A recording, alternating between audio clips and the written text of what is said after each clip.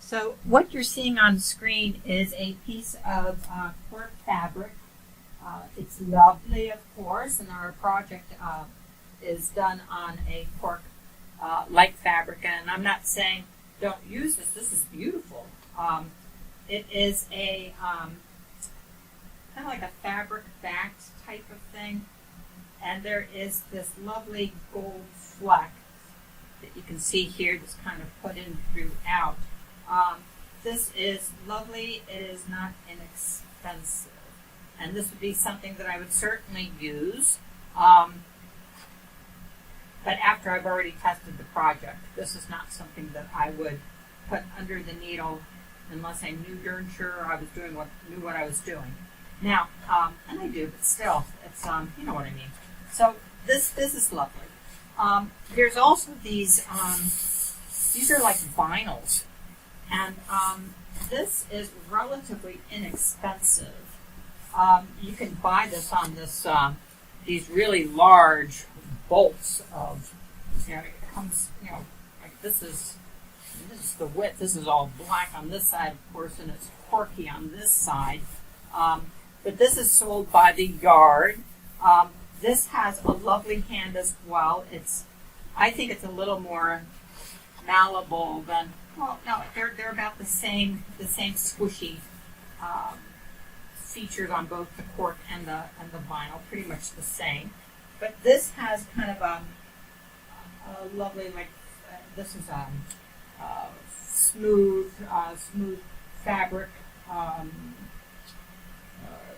fleecy almost type of feel to it, whereas the other was kind of more of a cork because it's actual cork, and this is something that is lovely and synthetic.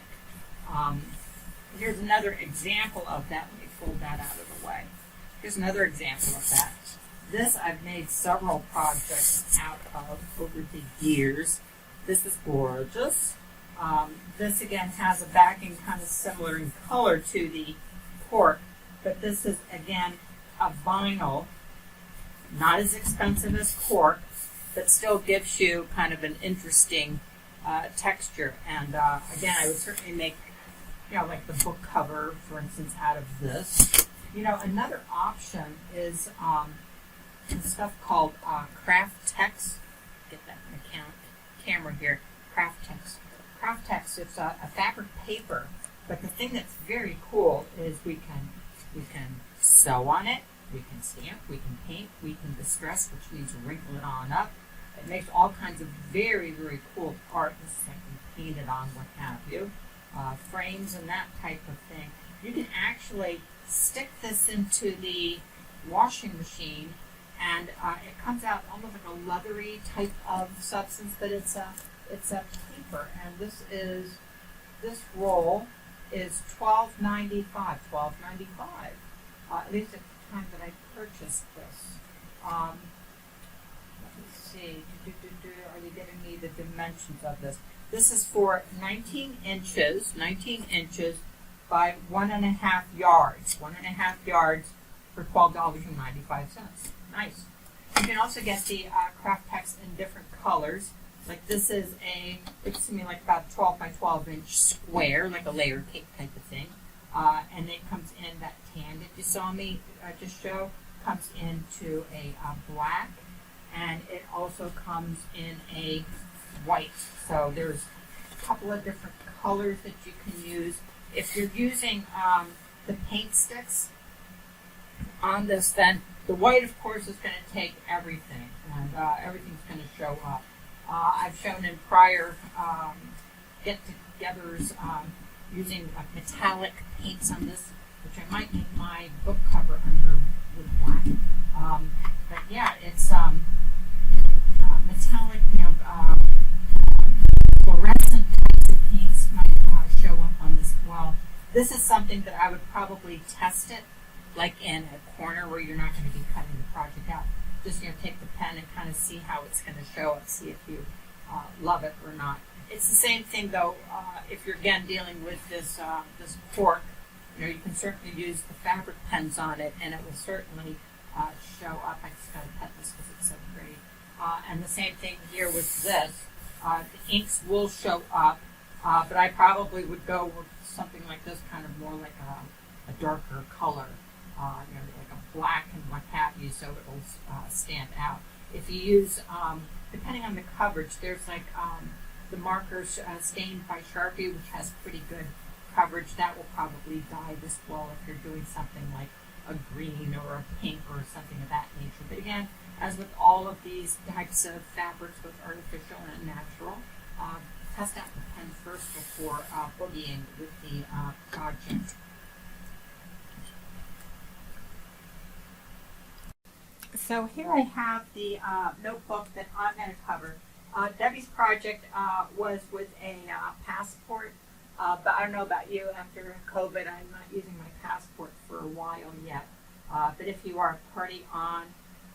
So this is like a notebook, and I want to just create a cover for this notebook. So if you're dealing with an American passport, the measurements that were on Debbie's project is golden, and you're fine.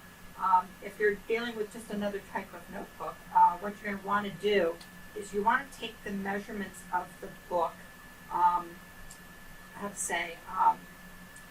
closed actually.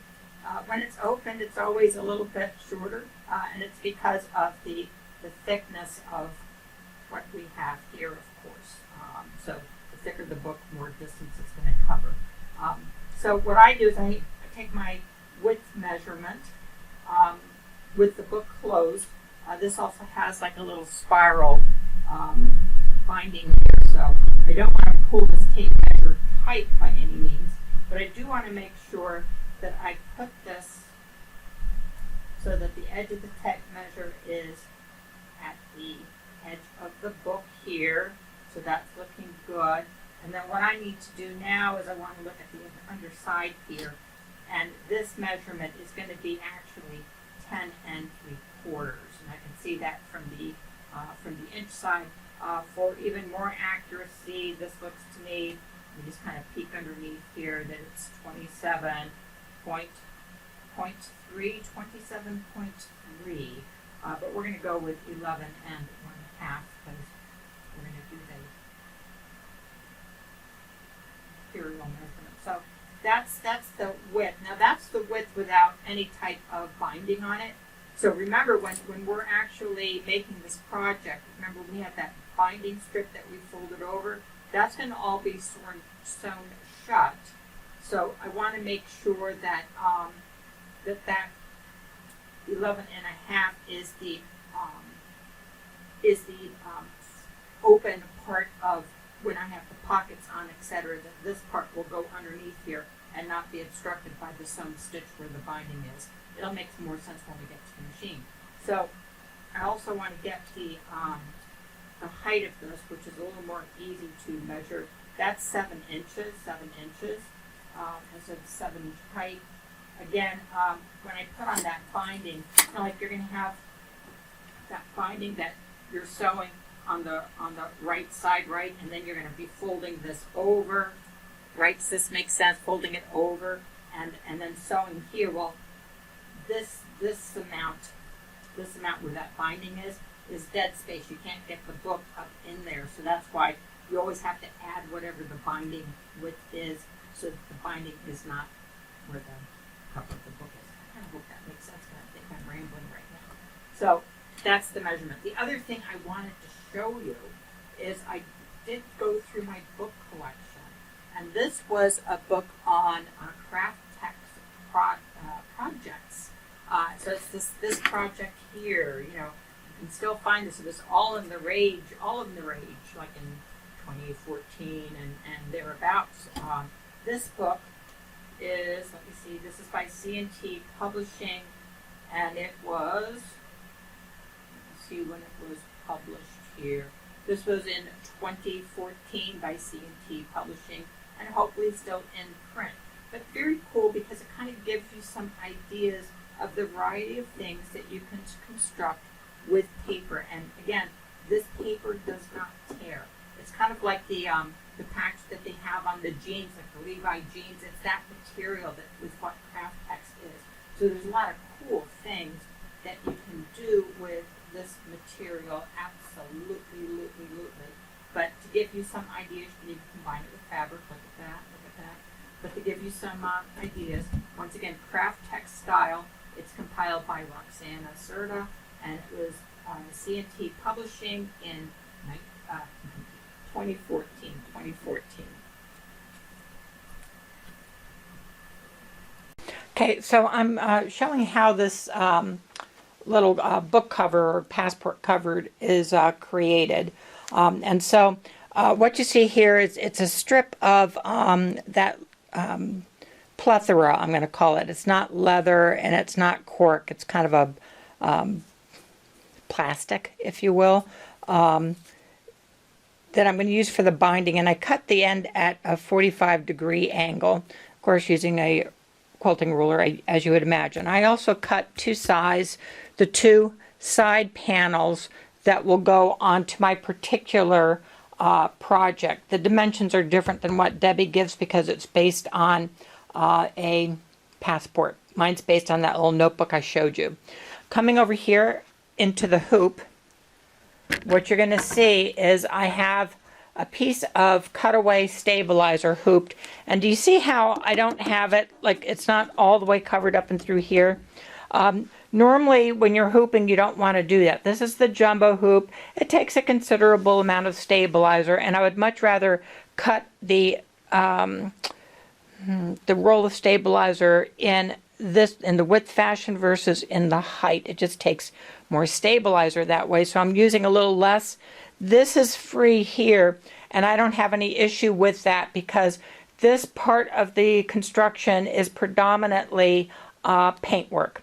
Now, you may notice that I have down here, there's like a basting line, and this was my placement line. I put 505 spray on this, and once the basting was put in, I laid the piece that I cut to size onto the hoop, and it fits pretty much as I measured it, so I'm pleased with that. Coming over to the screen here on the sewing machine, you may be asking, by the way, why isn't it that I didn't let the cut work tool cut? I don't want to waste the material, A, and B, these are rectangles. I can cut rectangles not with my eyes closed, but I'm pretty good at cutting rectangles.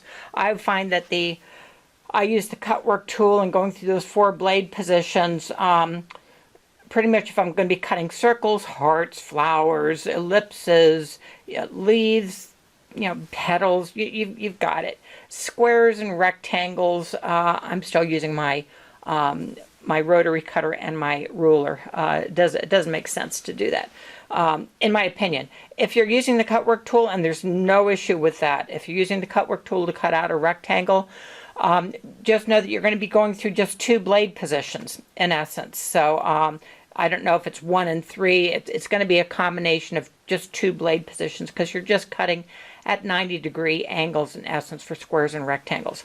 So what I have here is, this is the design. I'm going to back up one.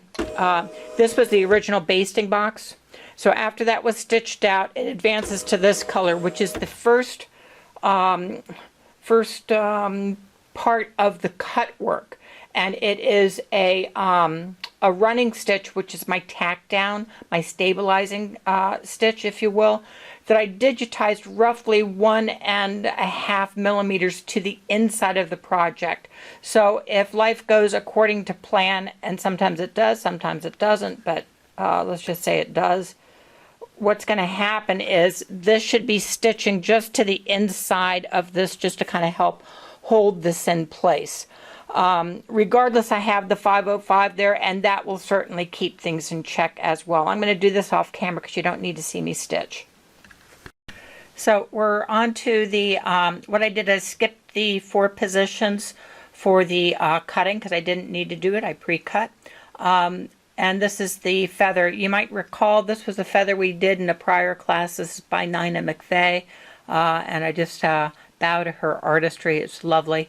Instead of using the black fabric with the white marker, I'm using these markers here. Let me see if I can back out here just a bit. They're called Stained by Sharpie, and I have, I think it's number 2 sleeve that's in the paintwork tool.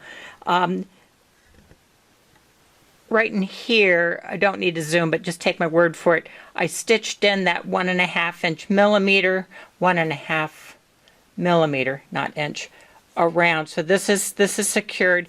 This is a piece of stable stick that I just cut, and I just put it here. And the reason why I have it here is I want to test to see how this marker is going to mark based on the settings before it actually marks the cork. So let's just see how this works, and I might need to adjust it here.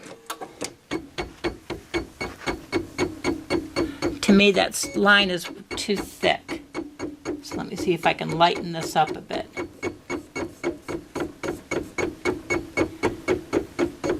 That's too light. And something like that, I think I'm more pleased with. So I'm going to stop this here, and let me lift up the foot, see if you can kind of see what I'm seeing here. So lift up foot, come down a bit, let's zoom in a bit. So this is where I started, and the quill on this thing, it's really quite tapered, so it was pushing down a little bit too hard. So I just adjusted the slide dial on the side to bring it out, and you can see this is the line that I will be getting. So I'm going to bring this back to the beginning of this particular part of the design, and the easiest way to do that on any machine, if you just had to restart the color, is just go back one and come forward one, right? And then you're in the beginning of what you need to do. So I'm going to go ahead and get this to start painting. I'm going to first just remove this because we don't need this here anymore. And I'll let you start seeing this painting, and then I'll go off camera so you can, because you don't need to see this paint off as well. So let me just start this.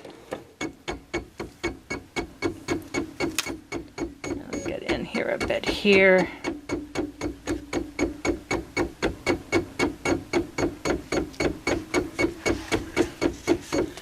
I'm going to swing it to the other side so you can kind of see how this is doing. You can kind of see the line here as it's doing. So I'm going to take you off camera, and then I'll be back with y'all. So I brought you back just because I finished the feather, and now I'm starting on the lettering. And so I've got a red stained by Sharpie marker in the holder, and I'm going to go ahead and pull back the red guard. Once again, I have the stable stick there so I can kind of see what kind of imprint I'm getting with the tool and adjust accordingly, and then we'll go for this for real. So let me go ahead and get this started. And I am okay with the line that it's creating. So once again, just as we did before, I'm going to just lift up the presser foot, because I don't want the quill to hit anything as I'm moving things around. Let me take this out. I'm going to go back one, come back forward one, so I'm at the beginning once again, and then I'm going to go ahead and let this actually start to paint.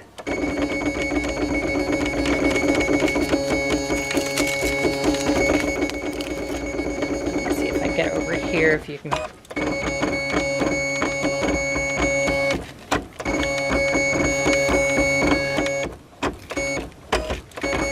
Generally when I'm doing letters, I do a fill, and then I'll also do an outline around the filled letter just to make the outline a little more smooth. So, and I'm sorry, I'm going to keep moving around just so you get a better view.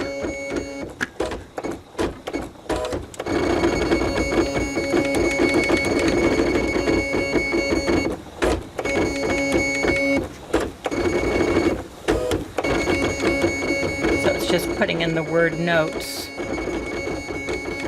This is all the fill.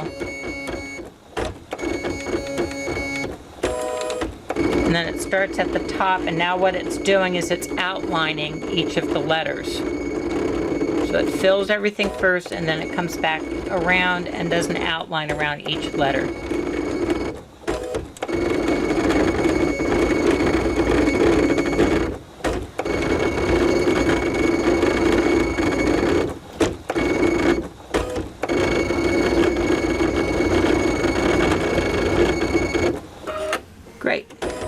that's it for that little component. So we're back. I have not unhooped the project. It's still exactly where it was.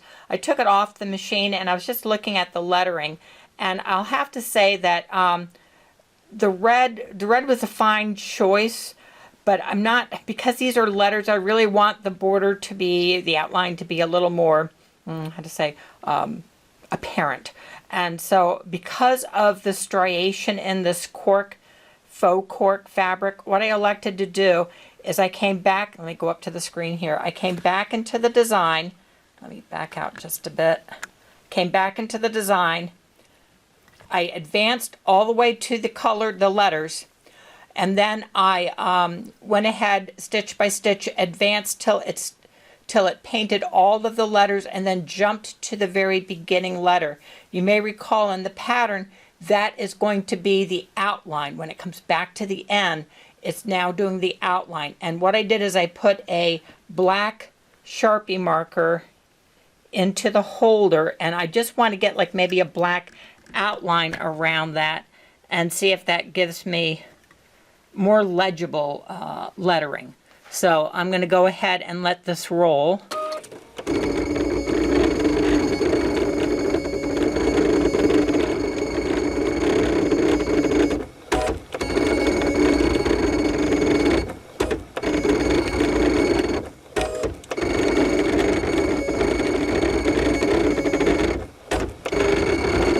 And I'm liking that better. I think that's going to make the lettering a little more noticeable, a little more legible. And so I'm glad I went ahead and made that little modification. Let me get up a little bit higher, down a little bit. So you can see how the letters now are outlined in black.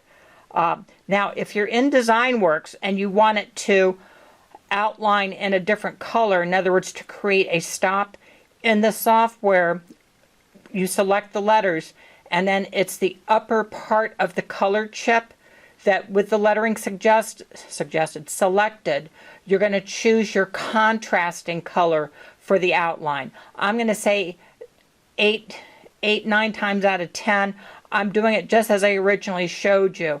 But because of the background fabric, especially where that S was, we had kind of a dark part of the cork fabric right on top of that S, and it kind of closed that S off for me. So I'm glad I went back and I just moved the machine back to where the design was with the lettering, moved it to where the outline was going to start, put in a black Sharpie marker, and partied as you just saw. So I have the MIDI, M-I-D-I hoop on the machine, and what I'm going to do is I'm going to create the little stamps that we had in the lesson. It was that True Type font, the postage stamp font. And I put a couple of them in the field that will be on this inside flap, in essence. Now, again, I need to know where to put this piece of pre-cut fabric. And the best way to do that is having some type of outline to go by. Oftentimes we'll use thread, and there's no problem with using thread, especially if you need to tack down the object like we did with the front cover of the book cover. You might recall we did that 1.5 millimeter inside tack down line, and that would be, again, if we would cut it out per se. So in this case, what I'm going to do, because I'm using the sticky stabilizer, I'm going to actually paint the outline where I need to put this piece of cork fabric. So the first color, in essence, is my placement. And I'm going to go ahead and stop that because it needs to be adjusted. So let's go ahead and bring this up. You can just stay with me here as I do this. And hopefully it will write on the stabilizer. That would be interesting if it didn't, but I just went back and I advanced a color and came back a color. Okay, so that's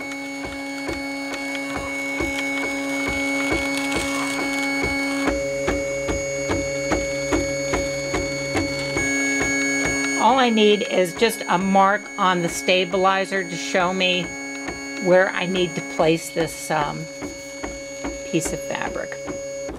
Okay, and so as you can see, we have this stitched out, painted out, and I'm going to go ahead and put this on. So it's kind of where it needs to be.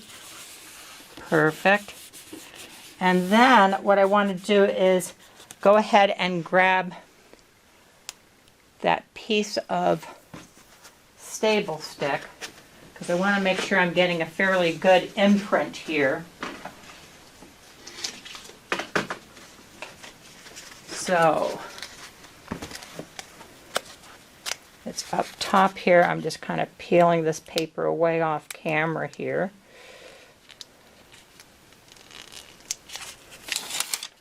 Okay. I'm gonna put this here just to kind of see how this is going to do. Let's see.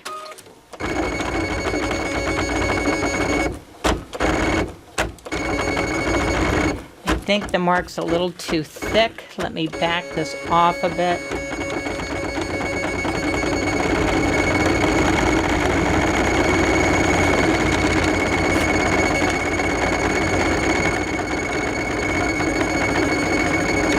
I'm thinking that's going to be better. So let me stop here, lift up the foot. You see, I don't know if you guys can see anything that I'm doing. There we go. Lift the foot up. Now see, what had happened initially is when I was painting, again, this fabric has some thickness to it, right? It's like this cork type of stuff.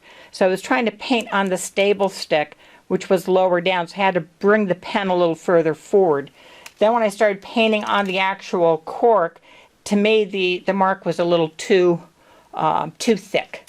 So I'm going to go ahead, go back a color, come forward a color. That just starts me back at the beginning. And then let me get this to start doing its thing.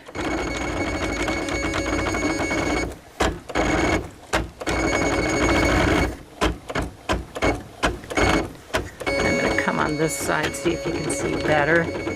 Again, these are the kind of stamps that we were printing out, the true type stamp. And you may recall there was a lot of distress, shall we say, in the printout, so I'm not expecting a real pristine looking stamp here. It should look weathered, if you will. So let me let this continue and we'll be back. So I just took the hoop off of the machine, and these are the two stamps that we had painted onto the cork fabric. Yes, they are stunning. They're kind of like a distressed look to them. This is, again, it's a font. Can you believe that? So, yes. So here's one and here's the other. And the nice thing about doing the painted placement line, because this is stable stick and it's sticky, this can be pulled off just that easy. I still have my placement line. So if I wanted to put the other side of the pocket on, I could certainly do this. And then that's ready to go again. That's the nice thing about paint stick. It doesn't go through the stabilizer, so you can reuse it again and again.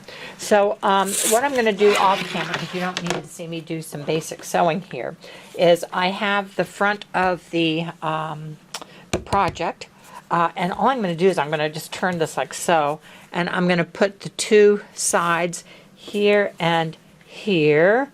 Okay, and then just kind of sew here, here, here, just to sew these pocket pieces. They're not pockets, that's where the flap of the book goes in. And so it'll kind of be like such. Stunning, stunning, stunning. Yes, yes, yes. And I'm going to do that off camera, and then on camera I'll show you about putting the binding on. I'm not going to put a fabric layer here because this, to me, I'm not hating on it. It's just a basic black. It's kind of soft to the touch, etc. So that can just stay as is. If you wanted to have some type of lining to this, then what I would do is I would put the lining cut maybe to the same size as this. I think her directions, she made it a little bit shorter but the same height, if you will, and just put it wrong sides together so the pretty side of the fabric is pointing up, and then she applied like such. and then you had the fabric here showing. But I'm just going to leave this as is because that's nice. I'll probably pick out the little bit of stabilizer here because again, this top piece, you may recall, was sewn onto the stabilizer, and I used the initial stabilizer, you may recall, was just a tear away with some 505 spray, as opposed to the stable stick, which you see here. You can kind of see how it's shiny. That's because of the adhesive. You can kind of hear my hand on that. You just pull the release paper off and then you're golden. So I stitched the first pocket down, and so I thought, well, you didn't need to see any of this on camera, but I set my machine up in specific ways, and I thought maybe you could benefit from how I set things up. So the first thing I would do, let me see if I can get over to the screen here. I went ahead and I increased my stitch length to 3 millimeter. Usually it's like 2.5, like for a woven fabric, but this is a synthetic. Anytime you're dealing with leather or plethora, any of those things, the longer the stitch you can make where you still have stitch integrity, seam integrity, it doesn't come out on you, the better. This type of stuff I don't think does well with heavy, dense stitching. If you're going to embroider on something like that, I would certainly consider putting like a woven stabilizer underneath the material, and that would work kind of like a second skin to hold the stitches. So all it is, I have a straight stitch here. I moved the needle 3 clicks to the left. I'm using foot 10D, so I have my Bernina dual feed active. Let me just come down here. So my Bernina dual feed is back here. It is active. I'm using the blade because that helps me align things so that I am pretty good at getting evenly spaced here. And what I don't want to have, in essence, is I don't want the stitching to go beyond where the binding would be. So I don't want that sticking out, in essence. I also put a couple of wonder clips on this because that's always a good thing to do. It just keeps things in check. And so I'm just going to use my knee lift to bring my foot down. I'm going to start just a little bit off of this and begin to stitch here. Just a little back stitch. And we're just going to kind of come here. And then what I like to do is when I'm getting to the corners here, I like to go ahead and use my heel, so I can just bring the needle up, bring the needle down, so I'm just at that corner where I need to be.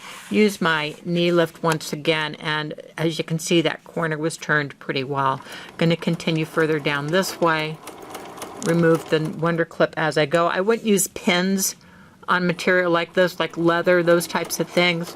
I also like the wonder clips when I'm using a serger, because the last thing we need to do is run over a pin with a serger blade. That would be sad. And so we're just coming to the next corner here, and I'm just going to heel, needle up, needle down. That looks good. Turn the corner, look at that, looks pretty good to me. Continue straight down this way, remove the wonder clip.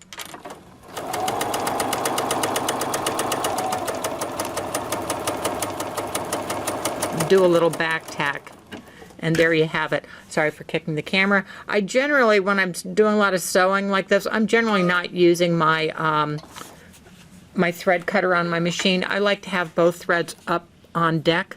I have better control over it that way, but that's just me. But I thought you would want to see how I sewed on the pocket, because I was using a different foot and heel lift and all those good things.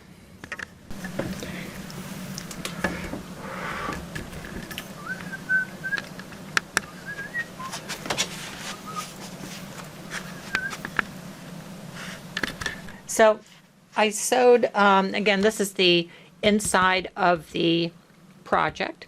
I sewed these 4 strips. I mitered the corners similar to what Debbie had, I do believe. I'm telling you that moving forward, I would probably cut this again at 5/8. Let me tell you where I'm kind of getting a little confused here. So we're to fold this to the right side, that I get. Put wonder clips here, do that decorative stitch that she was saying. What I'm going to do with this, because I don't have enough, in my opinion, let me kind of zoom in here a bit. I don't have enough binding to like really do that decorative stitch. I think what I'm going to do is more like a blanket stitch, like kind of applique this in place. The other thing is, and again, I may have cut this wrong. I don't think so. I'll have to review the video. But do you see when I fold this over the direction that the miters are going? It's as if I need to take this. Let me see if you can see. Yeah. If I take this, right, and fold this in. Now that's, let me get that. That's mitering the way that I would think it would need to be. See where I'm going with this? Let me see if I can get my hands out of the way. So it's kind of mitered this way. She did this blanket stitch going up to kind of join the two sides, which I think is fine. I would, and I will off camera, I'm going to trim, I'm going to fold this where I think it needs to be, like crease it.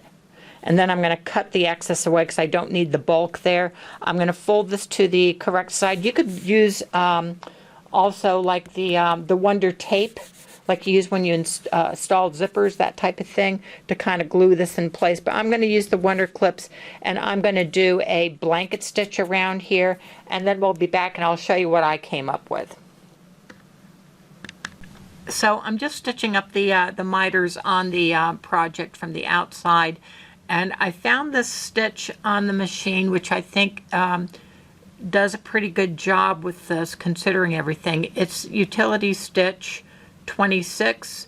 And what is this used for in the real world? Let's see. It is used to large flies stitch for medium weight to heavy materials, reinforced pocket openings, zippers, and slits or corners on notebook covers. Yes, God.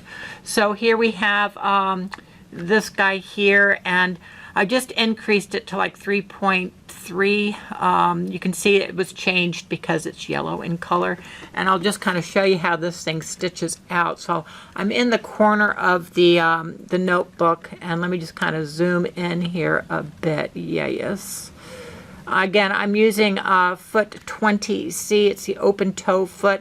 It has a nice big opening here so I can see what I'm doing, but also it has a groove in the back that allows satin and decorative stitches to flow more easily. And I will generally, the last two corners I did, I stitched this twice. So let me show you how the stitches, which is kind of nice.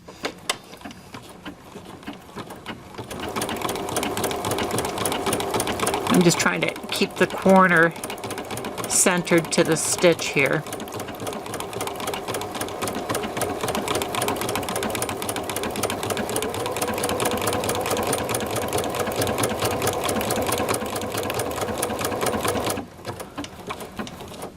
And that was pass one. I'm just going to slide this forward just a bit, and let me do pass two. Again, it's the same stitch. I'm just stitching over it just to give a bolder look.